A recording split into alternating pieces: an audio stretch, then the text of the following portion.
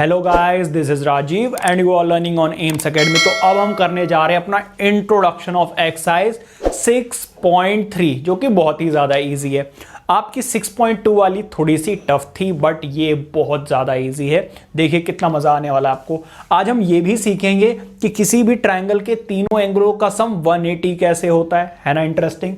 तो चलिए शुरू करते हैं अपनी थ्योरम 6.7। 6.6 तो कर रखा है। 6.7 क्या कह रही है भाई ये थ्योरम? ये कह रही है the sum of the angles of a triangle is 180। ये हमें शो करना है। तो अब मैं करूंगा क्या, देखिए ये ट्राइंगल है, मान लीजिए ए बी 1 2 एंड 3। ये ए बी और ये सी ट्राइंगल है जिसके एंगल 1 2 एंड 3 है। ठीक है, मैं कर क्या रहा हूं, मैं एक पैरेलल लाइन ड्रॉ कर रहा हूं which is parallel to B C. इस तरीके से कर लिया मैंने ड्रॉ, कोई दिक्कत? इस तरीके से। And let say this is x and this is y. और ये तो हमारा ए था ही। हो सकता है कि आपकी बुक में जैसे इसकी नेमिंग दी हुई हो वो अलग हो और ये मैंने अलग कर दिया, उससे कुछ फर्क नहीं पड़ता है। ठीक है, तो late say this is 1, this is 2 and this is 3 जैसा कि आपको दिया हुआ है। और मैंने इसको मान लिया 4 और इसको मान लिया 5। ठीक है, नंबरिंग इसलिए कर रहा हूं ताकि इजीली हो सके। अगर आप इसमें देखें तो गिवन क्या है आपको?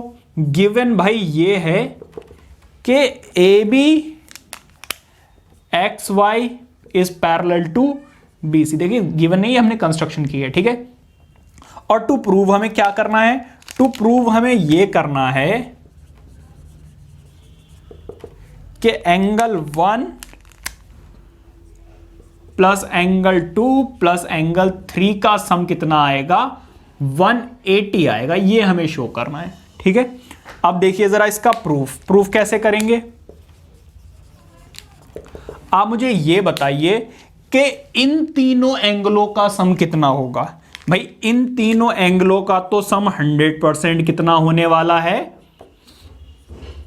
180। ये तो हमें पता है। रीजन बेटा इस बार एंगल सम प्रॉपर्टी नहीं है, रीजन है स्ट्रेट लाइन, स्ट्रेट एंगल। ठीक है, स्ट्रेट लाइन तो है, straight angle is the reason. Is that clear? अच्छा एक चीज देखिए सही से, ये वाली लाइन इसके पैरेलल है तो बाय ऑल्टरनेट इंटीरियर एंगल्स ये दोनों एंगल्स इक्वल होंगे। तो angle 2 is equal to angle 4। Reason क्या है भाई? Alternate interior angles. समझ में आ गई भाई बात? चलिए जी, इसी तरीके से एंगल 3 जो है वो इक्वल है एंगल 5 के। कैसे भाई? देखिए इधर यहां पर ये वाली लाइन इसके पैरेलल और ये लाइन इसको कट करके जा रही है, तो ये वाला एंगल इस वाले एंगल के इक्वल होगा या नहीं होगा? By alternate interior angle. बस आ गया आपका आंसर। भाई क्या कीजिए, 4 की जगह पर लिख दीजिए 2, 1 की जगह पर 1 ही रहने दीजिए और 5 की जगह पर 3 लिख दीजिए। आ चुका है हमारा आंसर। थोड़ा सा अरेंज कर दो नंबर वाइज, नंबर 1 पहले लिख दो, नंबर 2 बाद में और नंबर 3 बाद में, और हमारा आंसर आ चुका है। ये रहा आपका प्रूफ कि किसी भी ट्राइंगल के तीनों एंगलों का सम 180 होता है। ये नोट कीजिए। अब हम अपनी देखेंगे 6.8 थ्योरम। Note it down. तो आइए देखते हैं अपनी थ्योरम 6.8। एक बार रीड कीजिए। If a side is of a triangle is produced, then the exterior angle so formed is equal to the sum of the interior opposite angles। क्या कह रहे हैं वो? भाई मान लीजिए कोई एक ये ट्राइंगल दिया हुआ है, ठीक है, और इनमें से किसी भी एक साइड को आगे तक प्रोड्यूस कर दिया गया है। जब आप प्रोड्यूस करेंगे तो आगे बनेगा एक एंगल, लेट से एंगल 4। ठीक है, तो वो क्या कह रहे हैं कि भाई ये जो 4 है ना, ये एंगल इसके इंटीरियर दोनों एंगल्स के सम के इक्वल होगा। मतलब के एंगल 1 जो है एंगल 2 के, एंगल 1 प्लस एंगल 2 किसके इक्वल होगा? एंगल 4 के इक्वल होगा। ये हमें शो करना है। Is that clear? अच्छा एक बात बताइए, अभी हमने देखा है कि भाई angle 1 plus angle 2 plus angle 3 की वैल्यू होती है 180। Is that clear? तो यहां से हमें यह समझ में आया कि एंगल सम प्रॉपर्टी से किसी भी ट्राइंगल के तीनों एंगलों का सम 180 होता है। अच्छा एक बात बताइए, एंगल 3 प्लस एंगल 4 इनका सम भी तो 180 होगा, क्योंकि अगर आप इस लाइन को थोड़ी देर के लिए मिटा दो तो यहां पर तो लीनियर पेयर बन रहा है, और लीनियर पेयर तो हम बचपन से पढ़ते चले आ रहे हैं। समझ में आ गई बात? अच्छा एक बात बताओ, इसका सम भी 180 और इन दोनों सम का भी 180, तो जब 1 और 2 मान लीजिए फर्स्ट इक्वेशन और ये सेकेंड, फर्स्ट इक्वेशन और सेकेंड इक्वेशन का राइट हैंड साइड इक्वल है, तो लेफ्ट हैंड साइड इक्वल होगा या नहीं होगा? तो बस मैं क्या कर रहा हूं, equating first and second equation. First और सेकेंड इक्वेशन को मैं इक्वेट कर रहा हूं। इक्वेट करने से क्या होगा भाई, angle 1 plus angle 2 plus angle 3 किसके इक्वल आ जाएगा? एंगल 3 प्लस एंगल 4 के इक्वल आ जाएगा। यहां से आप देखिए 3 से 3 क्या हो जाएगा, कैंसिल आउट। कैसे? देखो ये प्लस में इधर जाकर माइनस, 3 में से 3 माइनस करोगे 0, तो आप डायरेक्टली भी कट कर सकते हो। अब क्या बचा भाई, angle 1 plus angle 2 is equals to 4। और जरा सही से देखिए, यही तो हमें शो करना था। Hence proved. ठीक है, ये था हमारा इंट्रोडक्शन। इन्हीं दोनों चीजों को यूज करके अब हम करने वाले हैं अपने एग्जाम्पल, और नेक्स्ट वीडियो में देखेंगे अपनी एक्सरसाइज। Note it down. आइए देखते हैं अपना एग्जाम्पल नंबर 7। रीड कीजिए।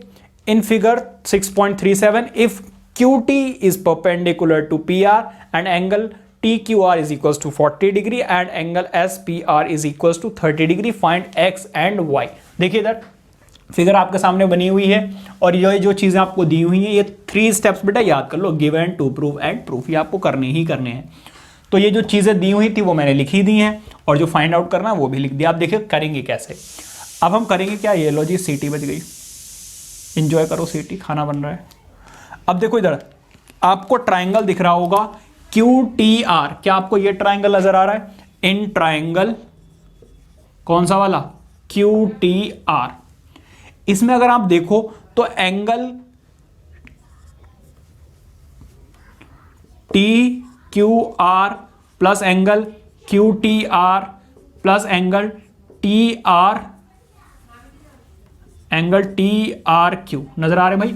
पहला लिखा मैंने TQR, ये वाला एंगल, फिर QTR, और लास्ट में मैंने लिखा TRQ, ये वाला। इन तीनों एंगलों का सम कितना होगा, 180। रीजन क्या होगा भाई, एंगल सम प्रॉपर्टी। देखो यहां पर स्पेस कम है इसलिए मैंने शॉर्ट में लिख दिया, आप पूरा लिखोगे। ठीक है, TQR कितना भाई, TQR देखो वहां से 40, या फिर आप यहां से भी देख सकते हो, आपको दिया हुआ है, प्लस QTR तो आपको पता ही है कितने डिग्री का है, 90 डिग्री, प्लस ये आपको कितना दिया हुआ है, x, तो इसको x पुट कर देंगे। अब तो बड़ा आसान हो गया, यहां पर आ गया 130, यहां पर आ गया x, भाई ये प्लस में उधर जाकर माइनस, सॉल्व करोगे x की वैल्यू कितनी आ गई, 50 डिग्री। ये तो x की वैल्यू आई है। अच्छा एक बात बताओ, थोड़ा दिमाग लगाओ यहां पे, अगर आप सही से देखो तो ये वाला है बेटा एक्सटीरियर एंगल, और ये दोनों है इसके इंटीरियर एंगल।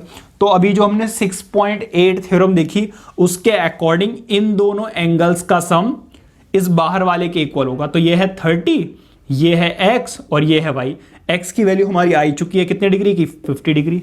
तो आंसर अब आपके सामने है। ठीक है, तो x plus 30 is equals to y होगा। रीजन एक्सटीरियर एंगल, भाई थोड़ा आप सही से लिख देना इसको, ठीक है, sum of two opposite interior angles is equals to exterior angle, उस तरीके से। अच्छा देखो x की वैल्यू हम निकाल चुके हैं कितनी, 50, तो यहां आ जाएगा कितना, 50 प्लस 30, इसका मतलब y की वैल्यू आ गई है 80। Hence proved. इतना इजी था, ये नोट कीजिए। आइए देखते हैं अपना example number 8। Note it down. तो आइए देखते हैं अपना one of the most important example of this chapter, that is example number 8। Read कीजिए एक बार।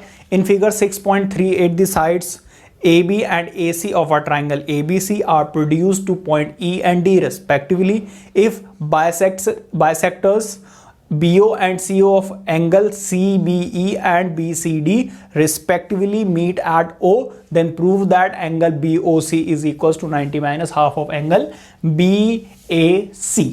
ठीक है, तो देखिए आपको क्या दिया हुआ है कि भाई ट्राइंगल ABC की साइड्स को E तक और D तक प्रोड्यूस किया गया है। ठीक है, और जो BO है वो बायसेक्टर है एंगल CBE का, और जो CO है वो बायसेक्टर है एंगल BCD का। ठीक है, और हमें ये शो करना है कि BOC इसकी जो वैल्यू है that is 90 minus half of BAC। देखिए कैसे होगा ये। अच्छा एक बात बताइए,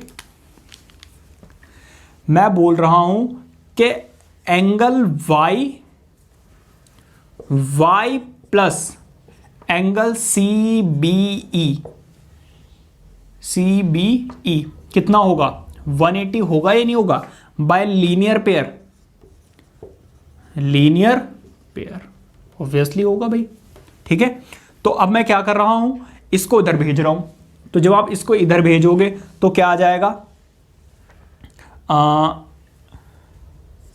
एंगल CBE आ जाएगा 180 माइनस y। इतनी बात क्लियर हो गई। अब एक बात बताइए कि जो एंगल CBO है, एंगल C यहां से लिखता हूं थोड़ा सा मैं, एंगल CBO है वो हाफ है एंगल CBE का या नहीं।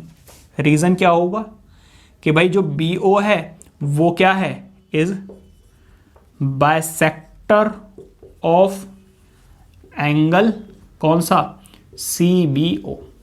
देखो इधर मैंने क्या लिखा है वहां पे देखो सही से, CBO is half of the angle CBE। Obviously भाई क्योंकि ये बायसेक्टर है ना, तो इसको 2 इक्वल पार्ट्स में, इसका मतलब ये है कि अगर ये पूरा 50 होगा तो ये 25 होगा, तो 25 is the half of 50। Clear हो गई बात। तो ये रही हमारी फर्स्ट इक्वेशन। चलो ऐसे रहेंगे।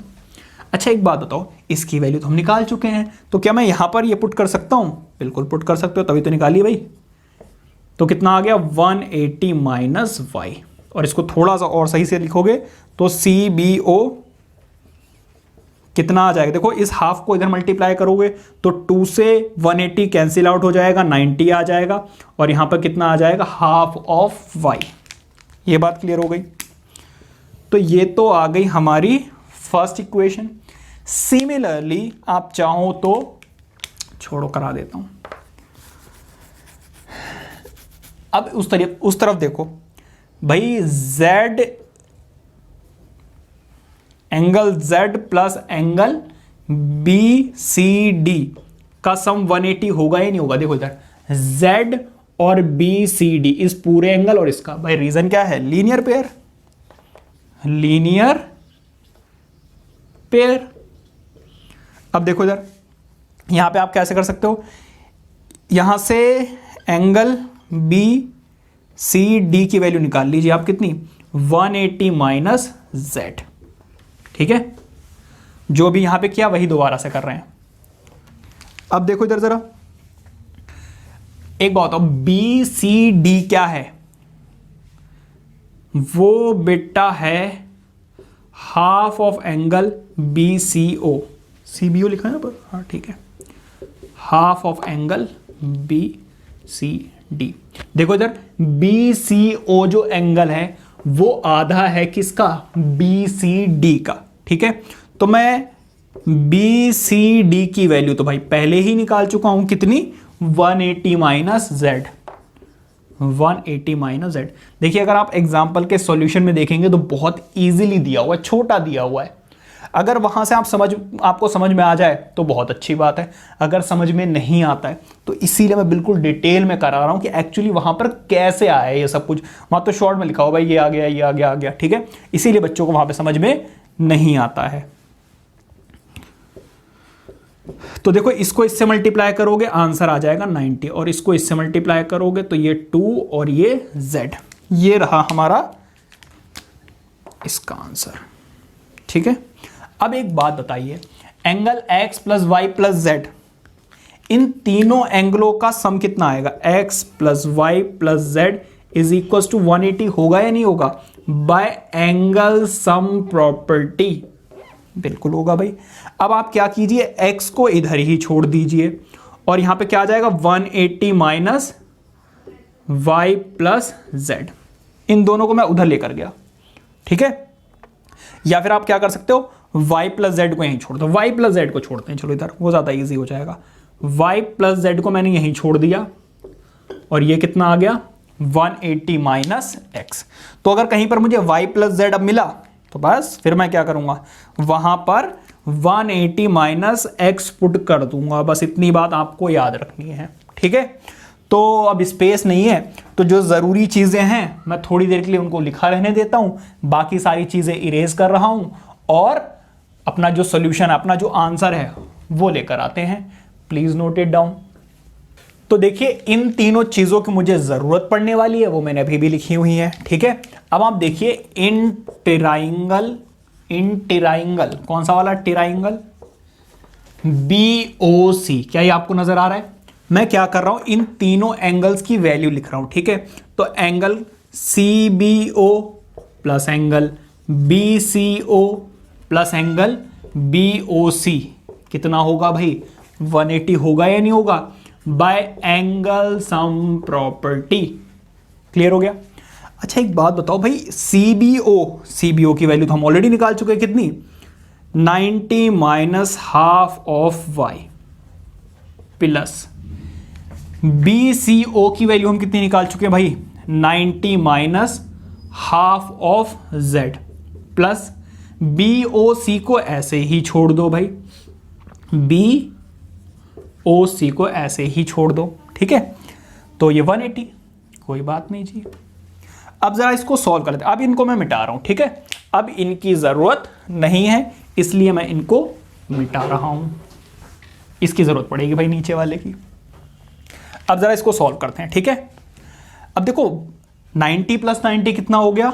180, तो ये तो आ गया जी 180। ठीक है, माइनस y का हाफ माइनस z का हाफ अभी भी है, देखो 1/2 लिखा हुआ है या फिर नीचे 2 लिख दो, एक ही बात है। प्लस कितना बचा? BOC इज इक्वल टू कितना? 180। अब इन चीज़ों को मैं उस तरफ लेकर जा रहा हूं। ऐसा करने से क्या होगा भाई? ऐसा करने से BOC तो यहीं रह जाएगा, 180 माइनस 180 प्लस का y/2 प्लस का, सॉरी हाँ प्लस का z/2, 180 से 180 हो गया कट्टम कुट्टी। ठीक है, अब देखो इधर BOC, अब देखो यहां से 1/2 ले सकते हो कॉमन। अरे भाई ये CTO ने कर रखा है परेशान। तो देखो इधर इन दोनों में से मैंने 1/2 ले लिया कॉमन। जब आप 1/2 कॉमन लोगे, यहां रह जाएगा y और यहां रह जाएगा z, और y प्लस z की वैल्यू बेटा कितनी है? पढ़ नहीं देंगे ये, 180 माइनस x। ठीक है भाई, तो देखो इधर जरा, BOC इसको इससे मल्टीप्लाई करोगे तो 90 आ जाएगा, माइनस देखो 1/2 को इससे भी मल्टीप्लाई करना है, और x की वैल्यू कितनी है? x की वैल्यू है बेटा BAC, तो यहां पर मैं लिख दे रहा हूं BAC। समझ में आ गई बात? तो देखो हाफ को जो आप इससे मल्टीप्लाई करोगे, देखो 2 से ये कट जाएगा, 90 आ जाएगा, फिर माइनस इस हाफ को इससे भी मल्टीप्लाई करोगे, और x की वैल्यू कितनी है देख लो इधर जरा सही से, BAC। ऐसा मैंने इसलिए किया क्योंकि बेटा उन्होंने क्वेश्चन में भी BAC ही पूछा था, हैज प्रूव्ड। देखिए इस क्वेश्चन को, इस एग्जाम्पल को मैं बहुत शॉर्ट में भी करा सकता था, लेकिन वो सिर्फ मेरे समझ में आता, आपके नहीं। ठीक है, तो अब आपके समझ में आ गया। अब आप चाहो तो वो शॉर्ट तरीके अपना सकते हो जो आपकी बुक में दिए हुए हैं। ठीक है, लेकिन पता होना चाहिए कि आया कैसे। कई सारे बच्चों को तो समझ में आ जाता है, लेकिन मेजॉरिटी ये रहती है कि बच्चों को समझ में नहीं आता है कि ये कैसे आया। तो होपफुली वीडियो आपने एंजॉय की होगी अगर ध्यान से देखा है, और वीडियो अच्छी लगी तो वीडियो को लाइक करके चैनल को सब्सक्राइब कीजिए, बेल आइकन को ऑन कीजिए और अपने फ्रेंड्स के साथ भी शेयर कीजिए। Till then keep studying, take care, bye bye.